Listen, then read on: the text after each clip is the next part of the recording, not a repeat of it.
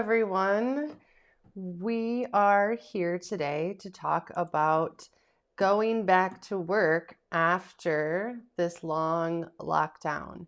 I know we're still all in it, but we are starting to see a light now that vaccines are starting to be rolled out. So we are hopeful that we will have some sort of new normal soon, right? So I know a big concern for a lot of folks is what is going to happen with our dogs when we go back to work. Are all of our dogs going to immediately have meltdowns and all have separation anxiety? If you're watching here with us today, I would love to know if you yourself are concerned about that and if that's why you're joining us here today. Does your dog perhaps already have some symptoms that you've been observing that are leading you to think that your dog has some separation anxiety related issues? Please feel free to share them with us here. So this is going to be a part one. You are welcome to ask questions as we go along. I will try and take most of the questions towards the end so that I can keep my flow going on here as I explain to you guys one of the things that I specialize in is the separation anxiety and isolation distress, and how exactly I can tell if a dog has it, what do we do, all of those little bits for here in part one. So I'm going to go ahead and start the presentation, but I've got your comments rolls up here along on the side, and we've got Victoria with us, which I always love having as my partner in crime here. Okay, so here we go. All right. So what is separation anxiety? How do I know if my dog has it? Those are the two things that we are going to focus on today. Okay, so we are going to cover what exactly is separation anxiety or isolation distress, what else can look like it, and how can I determine if your dog has separation anxiety or isolation distress. Okay, so let's start right away with what the heck is it? So separation anxiety is a general term that many folks will use, but we also have isolation distress in there. And there's many other terms that they also use to refer to it. Separation anxiety and isolation distress is an anxiety disorder where a dog will panic if away from their owner or left alone. Now we've got the or there. So separation anxiety is when our dogs are specifically bonded to one or two people, and only those people will do. If they go away, they will have a panic attack. For most dogs, they actually have what's referred to as isolation distress, where they just want a warm human body. Any warm human body will do, which does make for our management and our training process to be a bit easier because they aren't as picky. Now, symptoms will vary, and they will vary in intensity and in the number of symptoms that you're going to see here.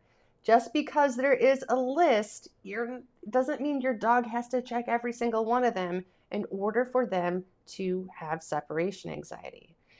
Some will be more external, and some of them will be more internal sort of feelings and events. And you'll see what I mean when we get to that list.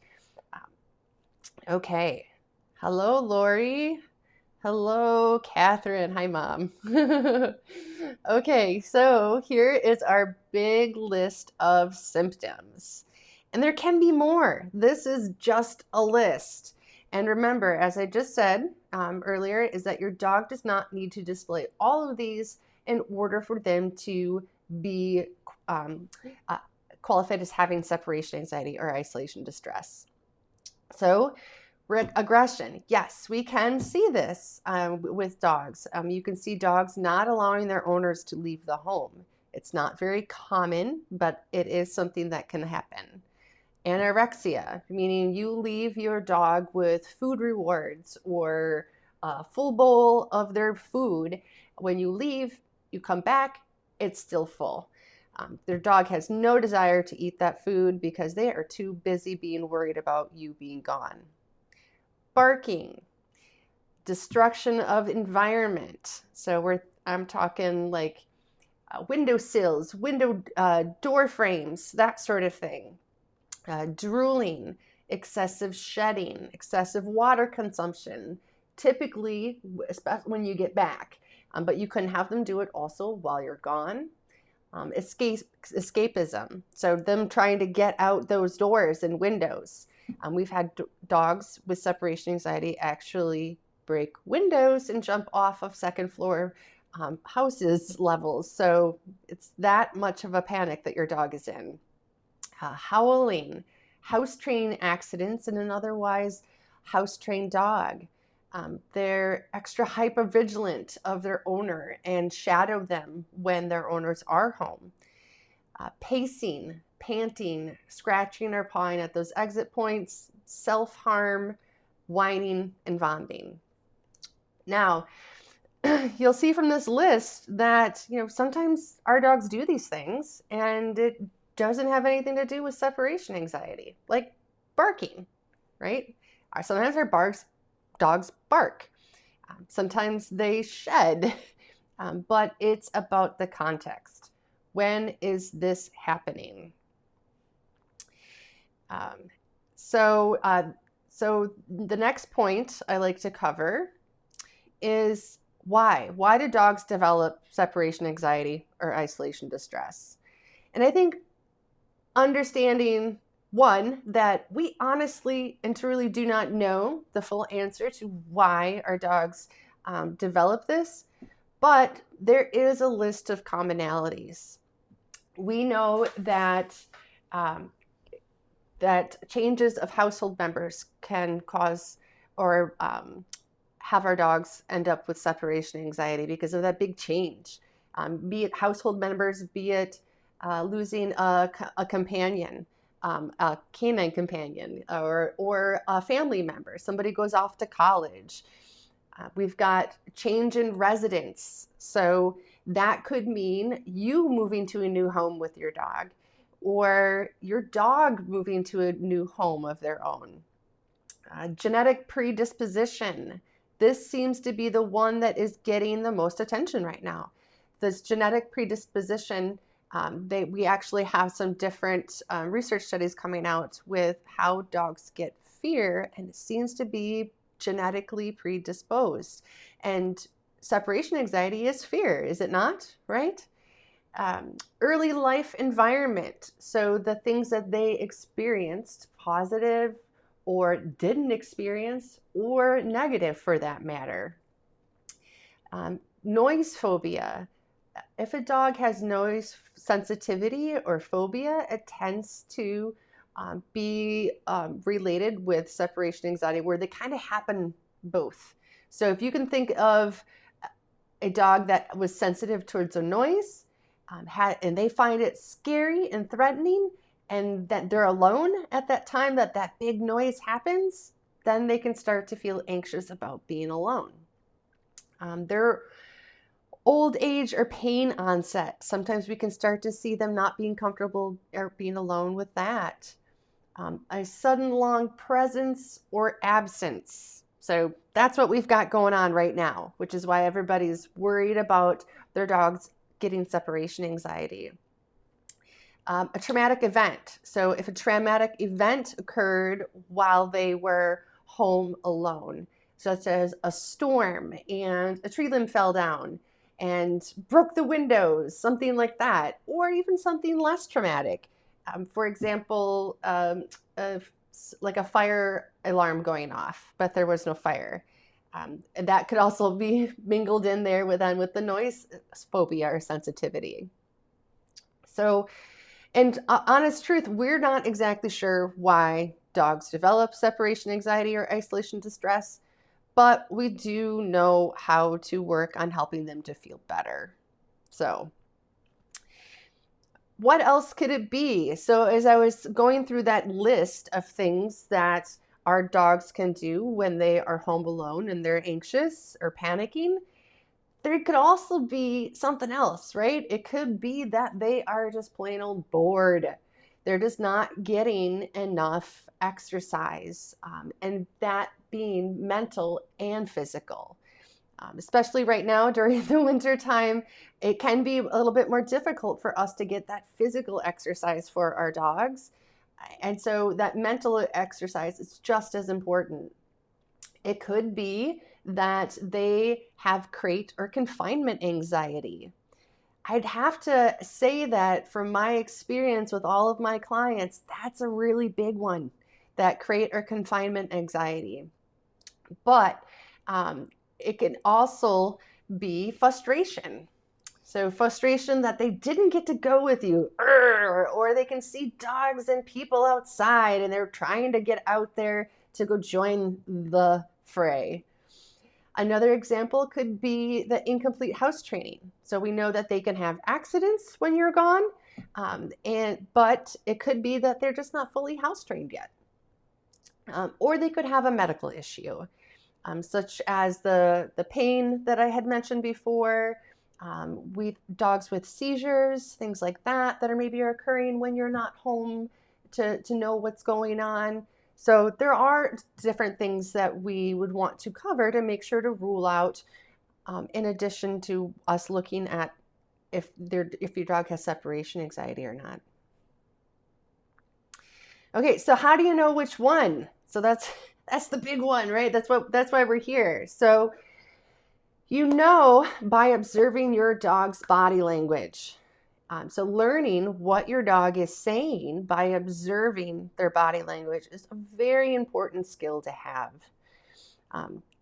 Does your dog only do this behavior when you are gone? Will they also get into things and chew or destroy things in your house if you happen to be not paying attention and doing something else, like watching TV or playing on the computer? So that might lead me to think that destruction that the dog is doing is rather them being bored and needing a little bit more mental or physical exercise. But if the destruction only happens when you are gone, and it tends to be things such as around the exit points, like the doors or the window frames, or if your dog is in a crate, them trying to get out of the crate, that's going to be more of a sign that it's anxiety to me.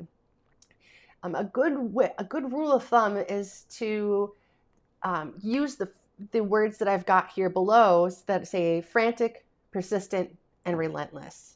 And I put those on there because fear is not logical. If a dog is really having a panic attack, they are going to continue. So it's not just going to be barking here or there when they see something out the window. It's going to be consistent and excessive, and you're not going to see them being able to come back down off of this. If it's a dog that's bored or frustrated, their behaviors are going to be a bit more intermittent.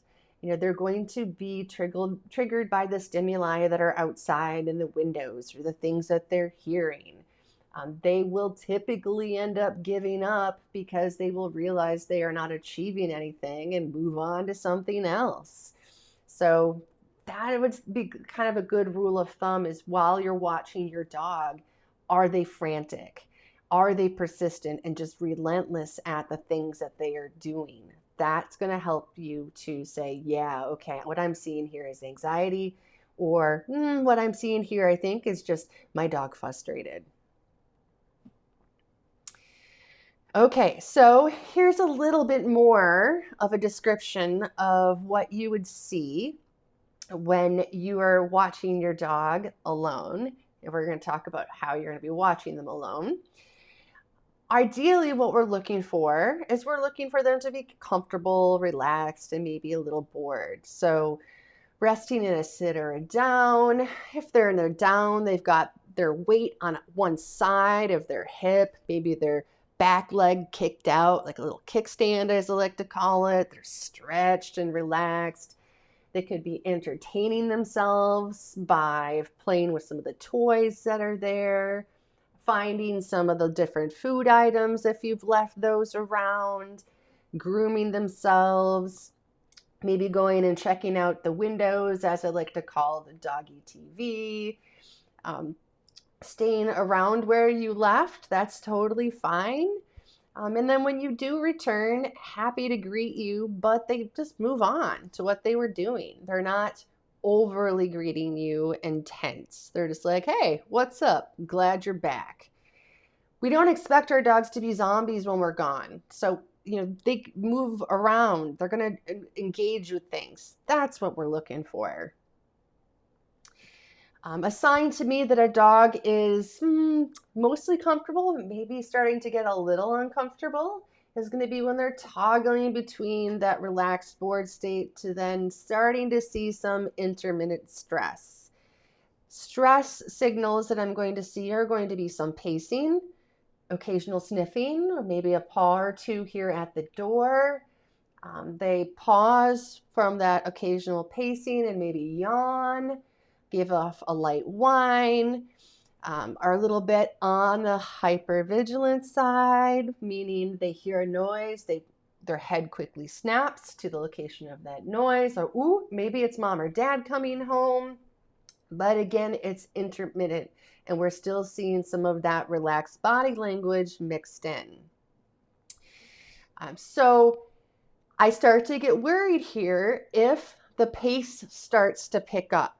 So the pace between laying down and then going to check out the door or going to check out the window is increasing. It's faster.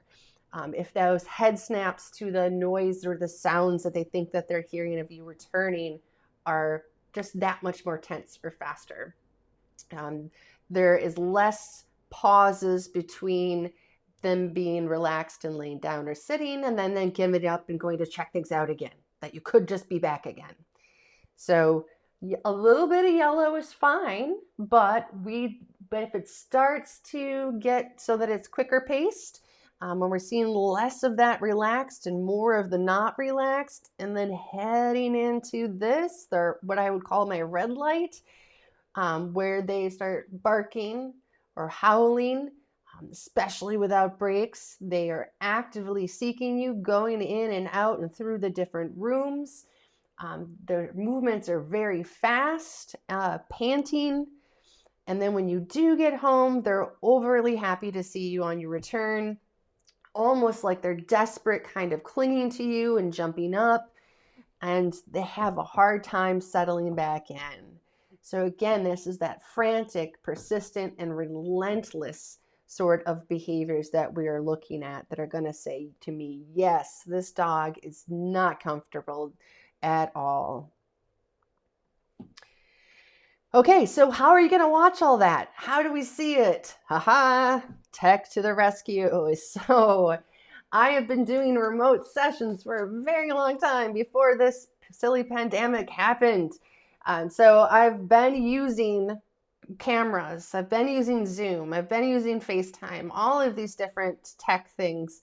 And I'm so thankful for all of the options we have out there now, because when my own dog was going through this, we didn't have all these options. And the few that were out there were really expensive. So I was cobbling together things between my computer and some mics that I ordered and doing my best to try so that I could keep my eyes on my dog when I left, so I knew how she was doing. Because that's an important piece. To first figure out if your dog has separation anxiety, and if they do, when you start working with a certified professional on this, you're going to need to see what they're doing the second you get on the other side of that door. So this is very important. Key features that you want to look for in these different gadgets are going to be live viewing and sound. You need to be able to hear them if they are doing even that light whining, to give you that precursor to, oh, okay, I think they might be starting to get a little upset. I love, my absolute favorite is WiseCam. I'm just going to say that right now. I've used a lot of different cameras with a lot of different families, and WiseCam is still my favorite. It's the easiest as far as multiple cameras that I can hook up. I can see multiple of those cameras on my phone, and I can control each one of them individually. I just love it. Extra helpful bits to them, wide angle lenses. So you can use something like Zoom where you're setting up a meeting with yourself, but you are limited with your laptop camera. Those tend not to be super wide, so you have to find an area in the house that you can move them farther enough back in order to have a wide enough view as possible. You having the ability to pan or tilt are fabulous because that means that you're able to get in more of the scene and follow your dog along. Recording is also awesome. That is a great way to be able to say, for example, record how I'm going to show you how to do an assessment. And then if you're not sure what the heck's going on, you can send that recording to me and I can help you. And I can say, oh, looks like your dog's bored, or oh, I'm thinking your dog does have some separation anxiety behaviors going on here, and this is how I would address it. Shared access. Shared access is important so that everybody in your family has the ability to check in on them, or if you're working with a professional trainer to help you, that is also going to be a part to it so that they can see your dog as you're doing the exercises. So you'll see I have a list of some of them there, all the way from things that you can download onto your computer to actual security cams to apps on your phone that you can use your tablet for. As long as you've got a camera that you can use, and then you're golden. So you can see as soon as you get on the other side of the door. That's the most important part. Okay, so now we're going to get into the nuts and the bolts on how to set up a DIY assessment. Before I move on to that part, do we have any questions from anybody who's watching so far? Any questions about tech? Any questions about body language? Was all of that fairly clear that I was giving? I didn't have any video samples to share with you guys. I could, no? Okay, we're looking good. All right, so we're going to go ahead then on into the assessment part. So this is an example of an option that I will give for folks if they're not sure if their dog has separation anxiety or not. The other option is that you set up a session with me and then I am there to guide you through this and help you out.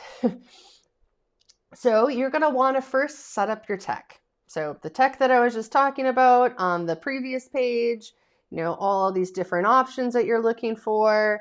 Start out, with what you got around the house. Most of us have an extra device around the house that's not connected to the network anymore, but you can still connect to Wi-Fi, so you can use that. Make sure all the batteries are charged up, and especially your phone, because if you lose that connectivity, then there's no point of having this. Making sure that everything is connected and working before you exit. If you leave the house and then all of a sudden, oh, it's not working, you come back in, you leave again, you come back in again, you're going to start to upset your dog. And if it wasn't going to be upset prior, now it's like, what are you doing to me? So have all that tech ready and going. Set it up with the very widest possible view, focusing on your exit point and where there are windows that your dog can see you leave. So this is obviously going to vary based upon your home setup. Everybody's a little bit different here. Here in Milwaukee, we have a lot of alleys or back houses. That was not something I was accustomed to when I lived in Madison, Wisconsin. Alleys? What? That wasn't a thing. Accessing your garage from an alley, even weirder. So you might be going out your back door. Maybe they can see you as you're leaving out that back door. Then maybe your driveway is situated along your house. So then your car is driving along the driveway, and then they can see you out leaving out the front. So you're going to want to try and think about your dog's point of view Mom left, now she's in the car, now she's driving down past the house. They are going to try and follow you as you go along. And then frequently stick around that exit point. Have a stopwatch and a notebook ready. So the stopwatch is important because I want you to record how long does it take for, fingers crossed, your dog just to settle down and be like, okay, they're gone. Or how long does it take for them to start barking and then not be able to stop? Now, our goal here is not to push your dog into a full panic. If your dog has separation anxiety, I want you to come back. If you start to see that increased in red, yellow, or going into the red, please come back, please. And then reach out right away so I can help you with options on how we can set up both management and training to help everybody start feeling better. Okay, so you've got all of those, all the tech, everything set up. Now, what do you do with your dog? I want you to set up their area as you normally would, nice and comfy, have some toys out, except I do not want you to put any food toys out, such as a Kong. Reason being, another common thing that when people call me, they will say, my dog does fine until about 20 minutes, about when their Kong is done. Then they start to get upset and bark and panic. That's because for that dog, the food is acting as a distraction or essentially a pacifier. As soon as it is done, then their panic starts.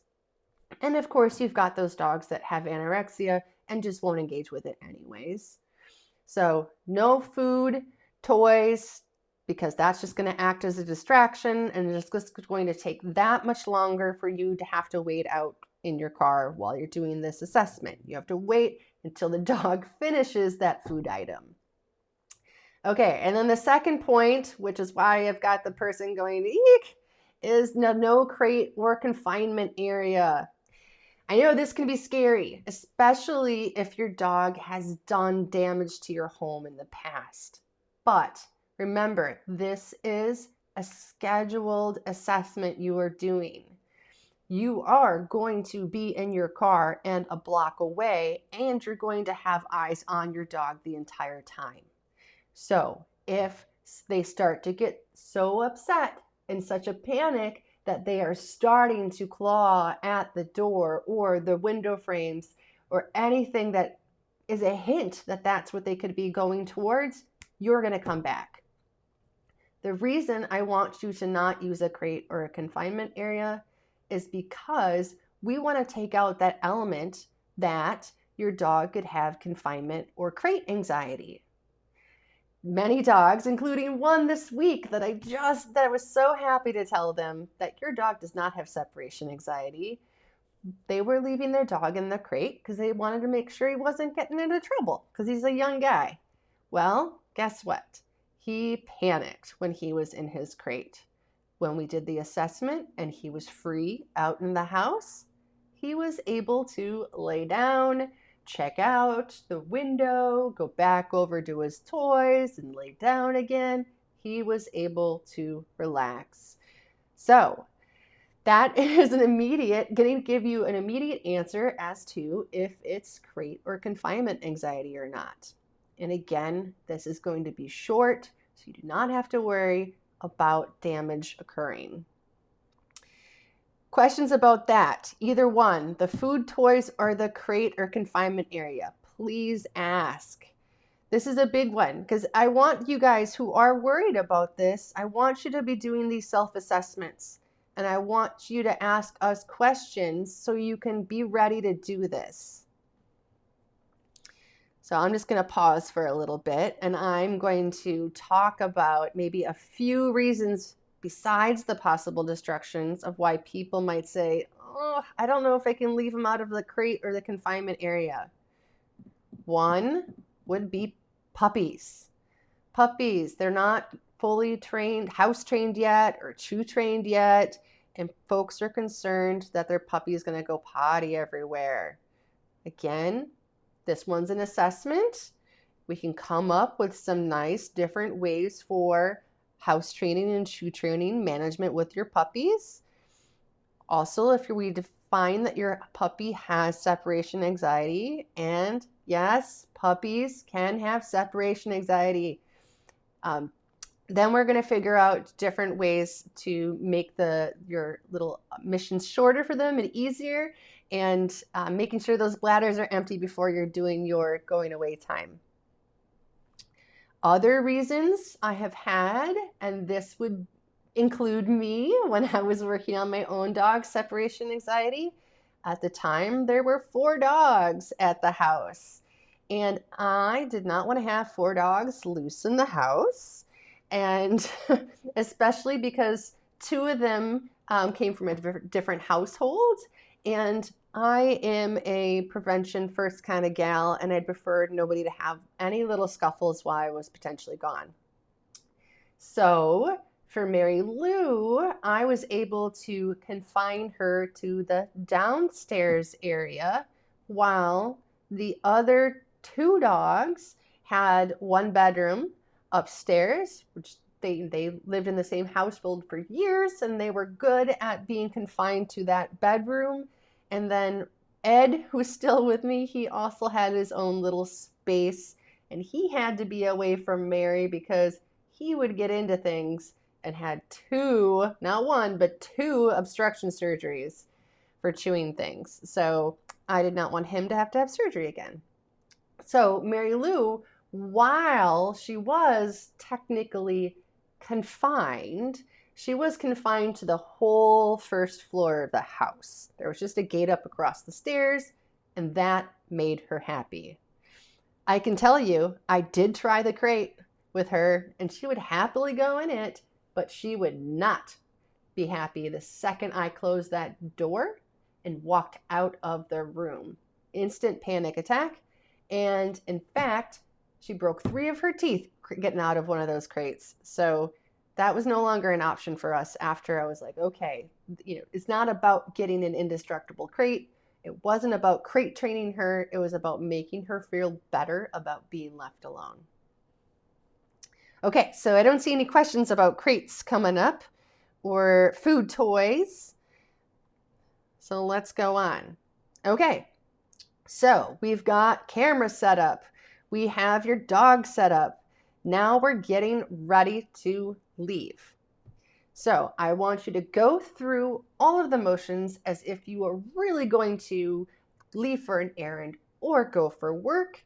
Put on those shoes, pick up your purse. You're going to lock the door behind you. You're going to get into your car. Then you are going to drive away and park.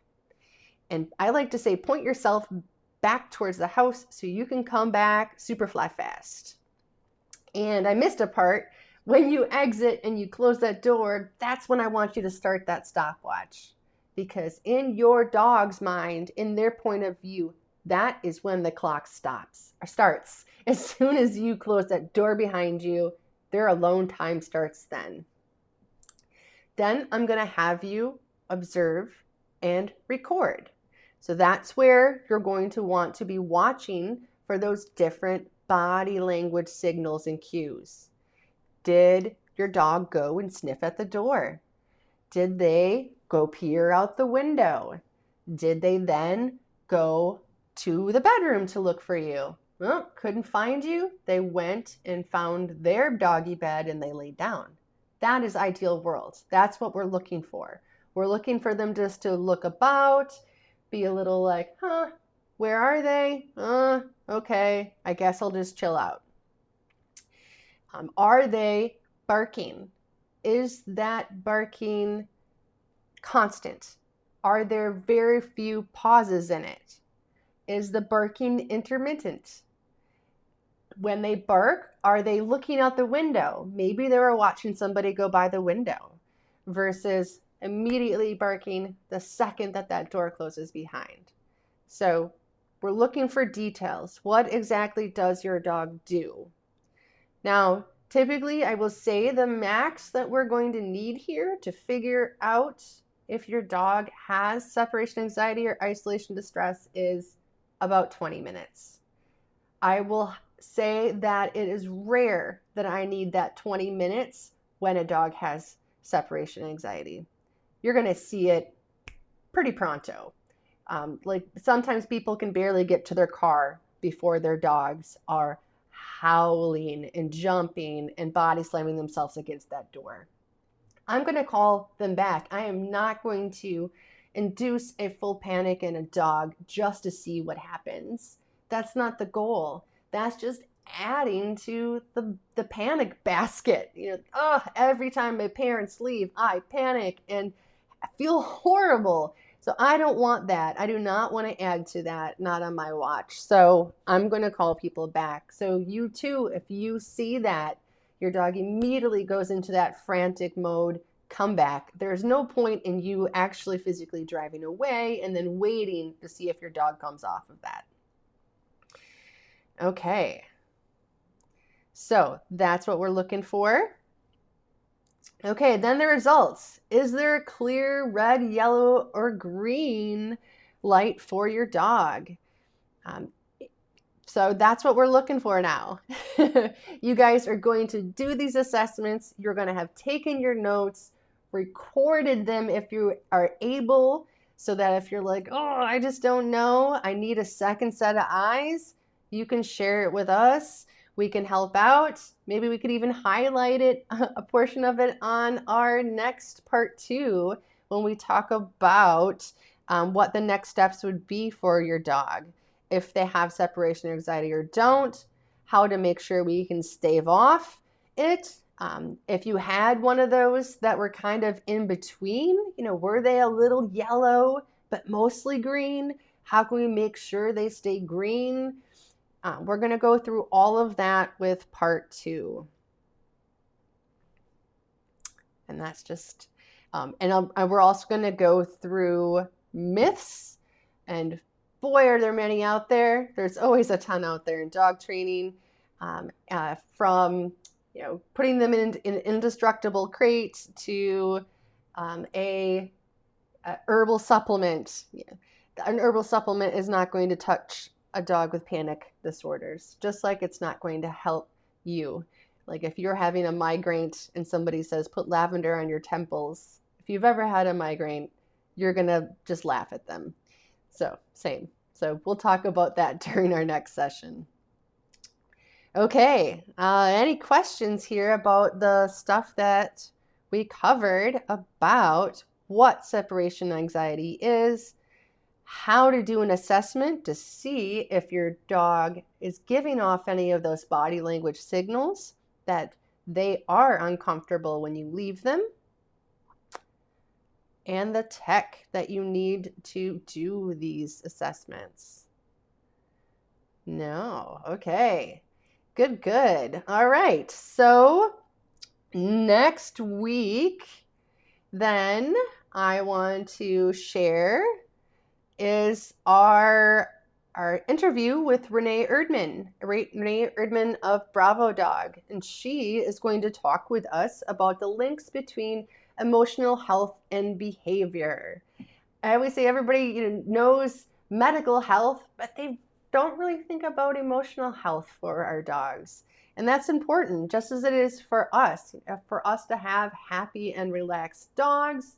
When we have that, we're going to get the better, quote unquote, behavior that we want to see with our dogs, so it can allow us to enjoy more with them.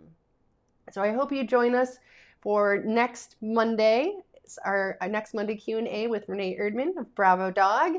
And then following after that one, we'll go on to part 2 of the separation anxiety series, helping you get ready to go back to work. All right, everybody, thank you so much for joining me. If you have questions, feel free to email us at team@wagthedogandcompany.com, and we'd be happy to help you. Everybody have a good rest of your evening, and thank you for joining us.